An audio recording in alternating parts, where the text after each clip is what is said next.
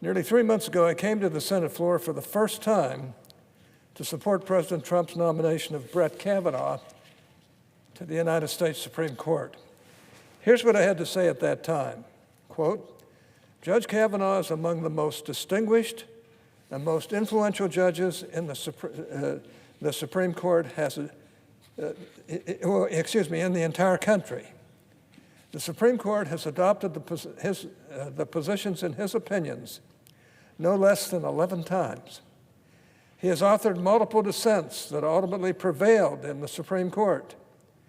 He has taught courses at Harvard Law School, at Yale Law School, and Georgetown's Law School.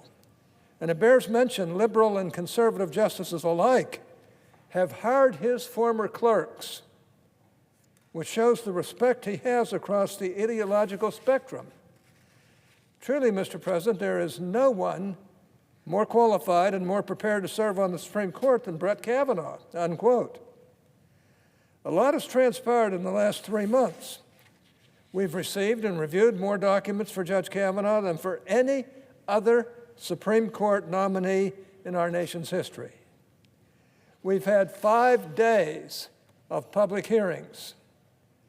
Judge Kavanaugh has answered more than 1,300 written questions, more questions than all previous Supreme Court nominees combined.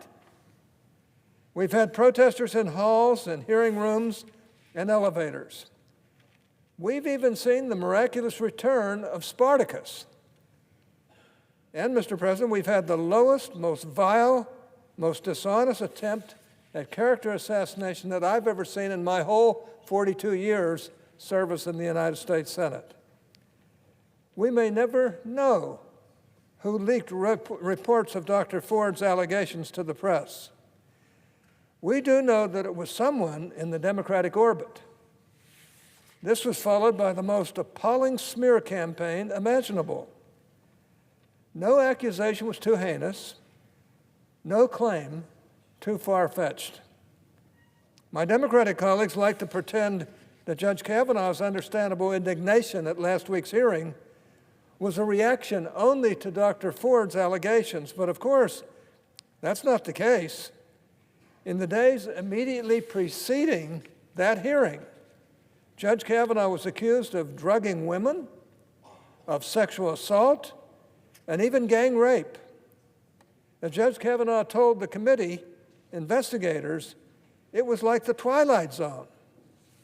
I sure wish my Democratic colleagues would stop trying to rewrite history to excise the slew of garbage they unleashed on Judge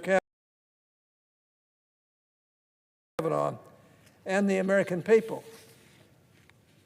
And I hope that they'll start talking to their friends on the outside, to start acting like Americans again, and to quit this kind of divisive activity. I'd like to say a word here about Dr. Ford.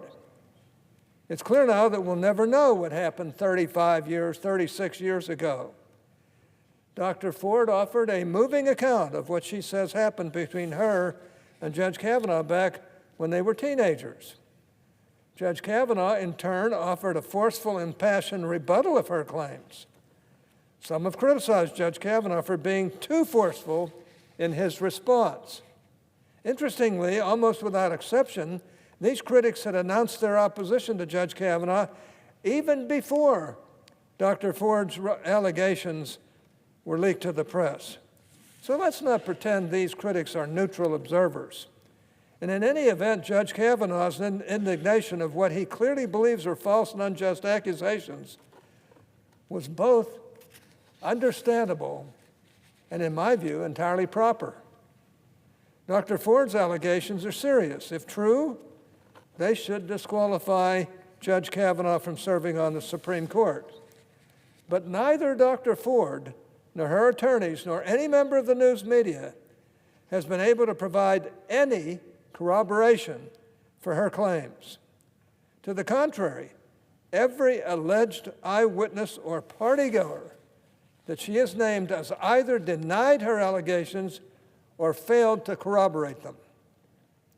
This includes her lifelong friend, Leland Kaiser, whom Dr. Ford says was present at the party that night. Ms. Kaiser says that not only does she not remember such a gathering ever taking place, but that she does not even know Judge Kavanaugh.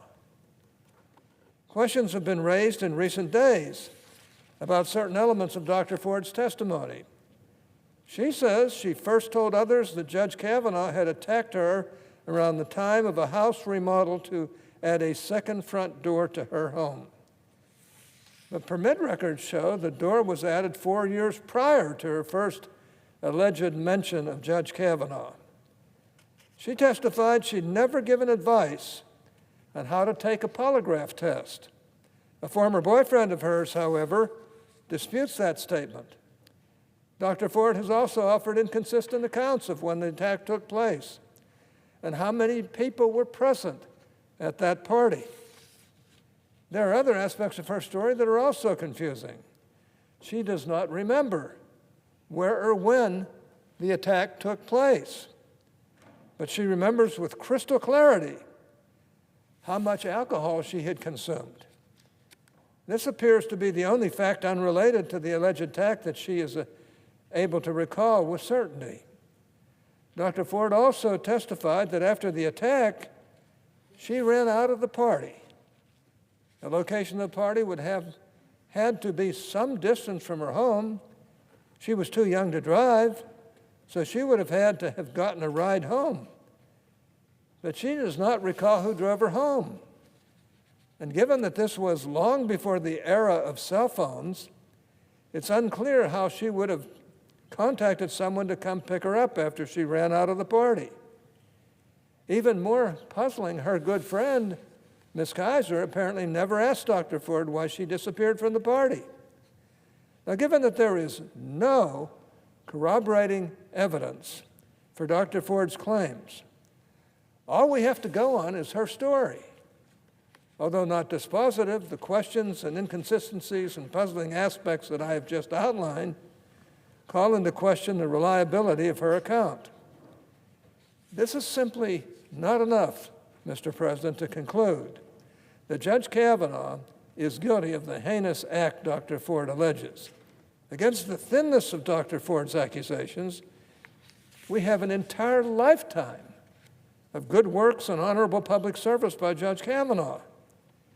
We have received dozens of letters and hundreds of people attesting to Judge Kavanaugh's good character and unimpeachable credentials. His clerks, students, and former colleagues have all praised him as a man of the highest integrity. He has made the promotion and encouragement of women lawyers a focus of his time on the bench. He volunteers in his community and mentors young athletes. This is a good man.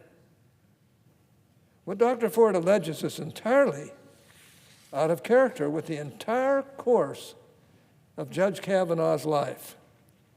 The recent sideshow stories about his drinking habits in high school, my gosh, in college, over 30 years ago, from people who never liked him in the first place, are just a distraction. That this confirmation process has turned into a feeding frenzy about how nice Judge Kavanaugh was to his freshman roommate is an embarrassment. That said, the Senate has taken these allegations seriously, as we should. We invited Dr. Ford and Judge Kavanaugh to testify, and they did so. Committee investigators spoke with numerous individuals who said they had relevant information to share.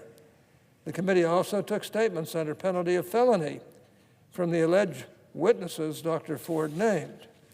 In addition, the FBI recently completed a supplemental background check of Judge Kavanaugh, and the FBI found no corroborating evidence for any of the recent allegations against him. Not a single piece of corroborating evidence. Now that the FBI has found no corroborating evidence, some of my Democratic colleagues shamefully have taken to calling into question the credibility of the FBI and its investigators. These attacks are irresponsible, to say the least. Indeed, contrary to what my Democratic colleagues have said, the FBI conducted a thorough, professional, and expeditious investigation. The FBI talked to the people it needed to talk to. What agents did not do is talk to someone who says he talked to someone more than 30 years ago who now doesn't remember seeing anything. They didn't investigate whether Judge Kavanaugh was in fact spotted near a punch bowl at a high school party. And they were right not to do so. An FBI investigation is not a wild goose chase. Some of my Democratic colleagues are also complaining that the FBI did not interview Dr. Ford or Judge Kavanaugh during the supplemental investigation. Well, Dr. Ford testified in a public hearing for nearly 3 hours.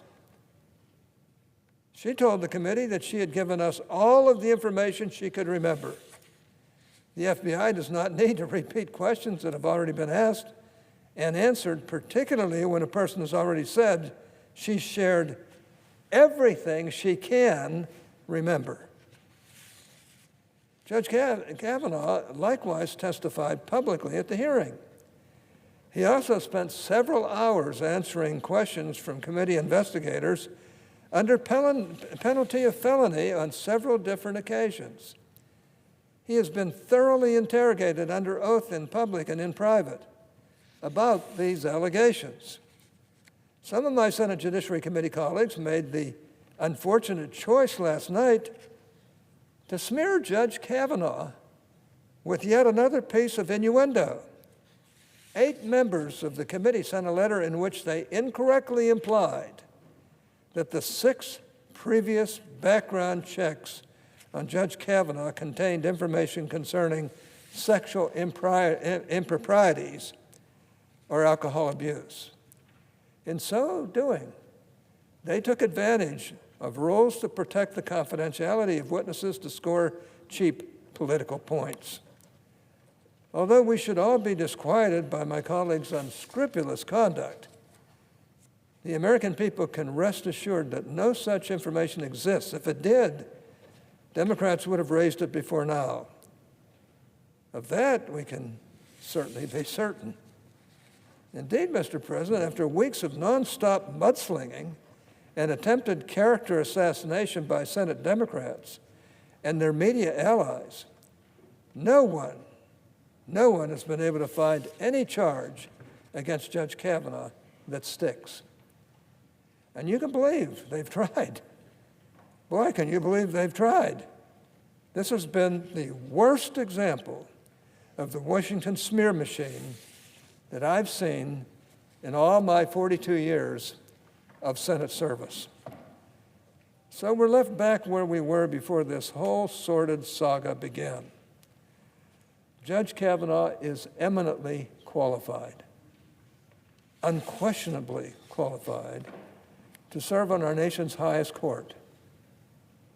He is among the most distinguished, influential judges in the entire country. His opinions have received widespread acclaim and have won approval by the Supreme Court on multiple occasions. Multiple occasions. The American Bar Association interviewed more than 100 fellow judges and lawyers who know Judge Kavanaugh and who have appeared before him, and they all spoke with virtual unanimity in praising his integrity, his work product, and his judicial temperament. I'm sorry that Judge Kavanaugh has had to go through this ordeal. He did not deserve this. He is a good man. He spent decades building a reputation of decency and fairness. His opponents have attempted to destroy it with 3 weeks of smut and unsubstantiated allegations. But I know Brett Kavanaugh. I know him well. He's a man of great resilience and firm conviction. He is going to be a great justice, perhaps one of the greatest we've ever had. He will bring to the Supreme Court the integrity, honor, and intellectual rigor he has demonstrated throughout his entire career. And soon enough, he will have rebuilt his reputation. He will earn the respect of his colleagues and the American people through his writings and his decisions. Of that I have no doubt. Mr. President, I will vote to confirm Judge Kavanaugh. He is unquestionably qualified. He has gone through the most thorough vetting process I've ever seen.